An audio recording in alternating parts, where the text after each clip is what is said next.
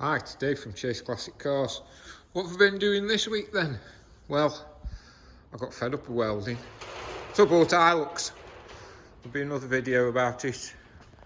It's been quite interesting what I had to do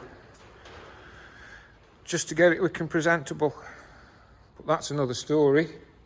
No MGB, nothing, not interested. Got some nice boxes from next door for putting stuff in. Did a bit of organising. This is all for the blue Quattro that's outside. Need to find some wheel bearings, a few other bits and pieces. I think it was this week I made a splash guard. Found a really rotten one. Copied it best I can. I've got a pattern now, I can make another one. I think that's a rear one. I haven't got a front one, so if anybody's got a front one, they'll lend me, just so I can make a pattern.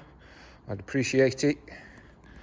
Some of the panels, I think you might have seen, came back for this one. I was going to start making the first wing, because I want to make one and sort of patina it up and make it look old and paint it up and everything like it's an old rally car wing, so I can put it on the wall in my garage at home. But it never happened because somebody's ordered a Group 2 kit. So yesterday and this morning I've cut loads of fibreglass. Took ages, took about an hour and a half to get all the fibreglass done. Then you can see my messy workbench.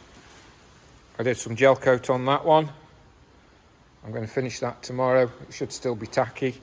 And no, not that. That's been done ages. Then I made off the front spoiler. That's almost cured, that has. That can be trimmed and popped out tomorrow along with the other arch. And then I've got 3 more arches and another half of a spoiler to do. That's about it. It's been horrible weather. This storm Dara we've had. I've got to go home now and try and fix some fence panels, unless it's going to carry on blowing, because they'll only go over again. I don't really fancy doing it at the moment.